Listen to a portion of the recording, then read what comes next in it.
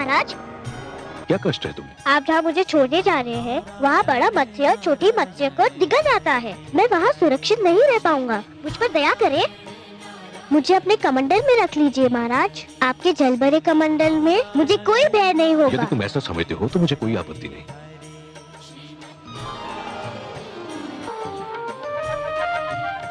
नहीं देवी नहीं, जल मत फेंक। क्यों स्वामी? कमंडल में एक मत्स्य है, मैंने उससे जीवन रक्षा का वचन दिया है। मेरी रक्षा कीजिए, इस कमंडल में मेरा श्वास रुका जा रहा है, मुझे यहाँ से निकालिए महाराज। अरे मत्स्य का आकार तो कमंडल के बराबर हो गया है।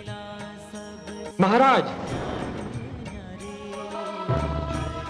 इसका आकार तो इतनी शीघ्रता से बढ़ रहा है कि मैं आश्चर्यचकित रह गया हूं।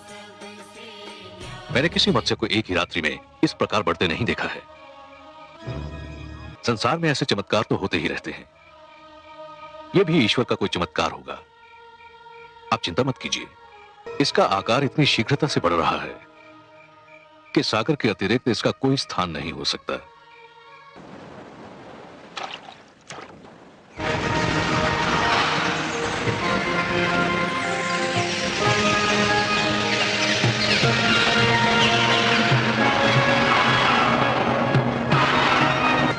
ये क्या हो रहा है भगवान? मुझे अपनी आंखों पर विश्वास नहीं हो रहा।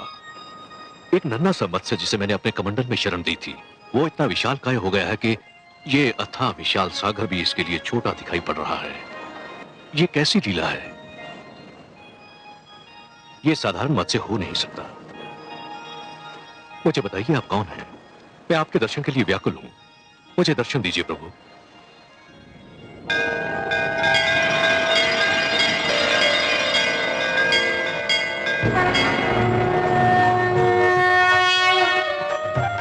भगवान आप? हे जगदीश्वर, हे जनार्दन, हे सर्वेश्वर, ये आप हैं प्रभु। मेरे सौभाग्यशाली नेत्रों को आपके दर्शन हो रहे हैं। हाँ मनु, ये मैं ही हूं। आपके अतिरिक्त और कौन हो सकता था हे पद्मनाभ?